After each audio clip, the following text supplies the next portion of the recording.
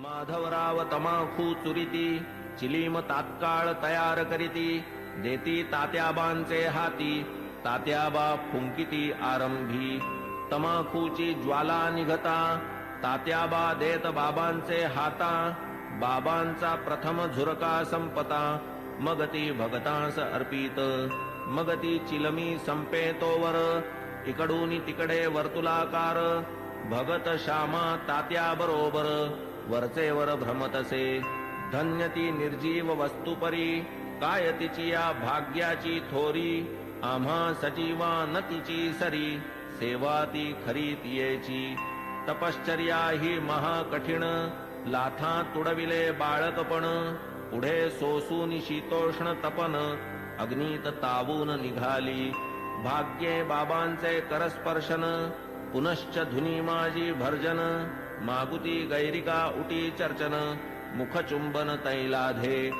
असो कर्पूर केशर चंदन करीती उभय हस्ता विलेपन गळा सुमनमाळा घालून गुच्छावघ्राणन करविती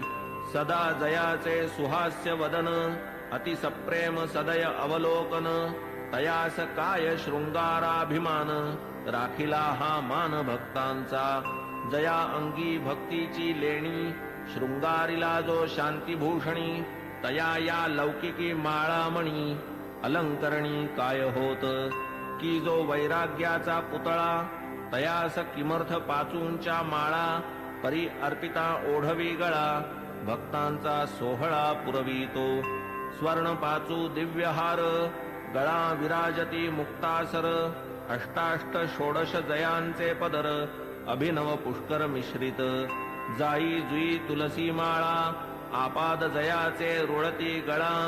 मुक्तकंठा कंठनाळा मिरवी झळाळा अपूर्व सवे पाचूचा हेमहार सुवर्ण पदक हृदयावर निढळी श्याम तिलक सुंदर अतिमधुर शोभा दे तयास काय म्हणावे फकीर भासे सतेज वैष्णव प्रवर वरी डोलती छत्र चामर शेला जरतार श्री शोभे बहुधा जोग प्रेम निर्भरी मंगल वाद्यांची या गजरी पंचारती घेऊनी करी बाबांवरी ओवाळीत पंचोपचार पूजा समेत घेऊनी पंचारत घवघवीत निरांजन कर्पूरवात ओवाळीत बाबांस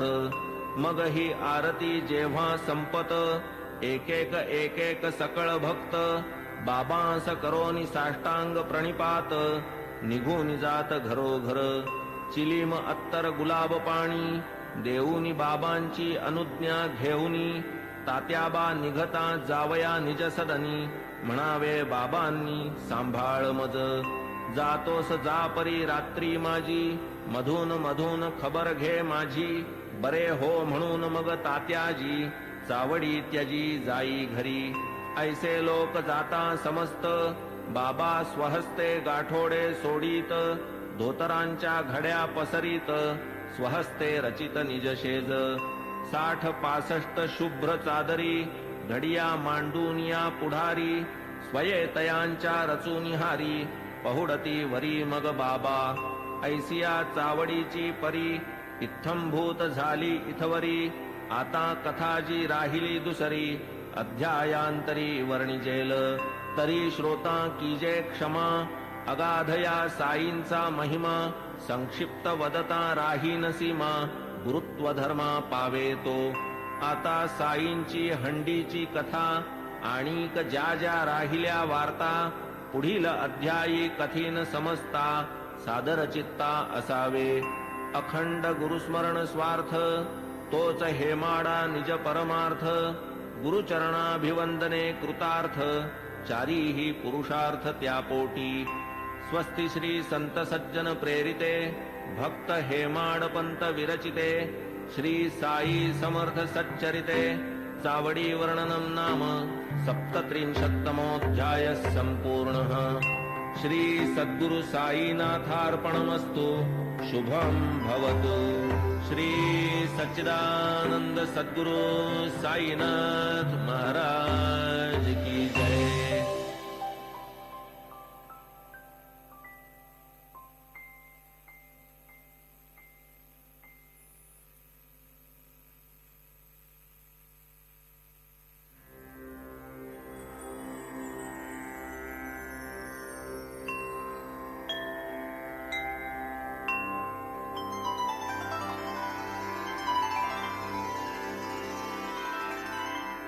अथ श्री साई सच्चरित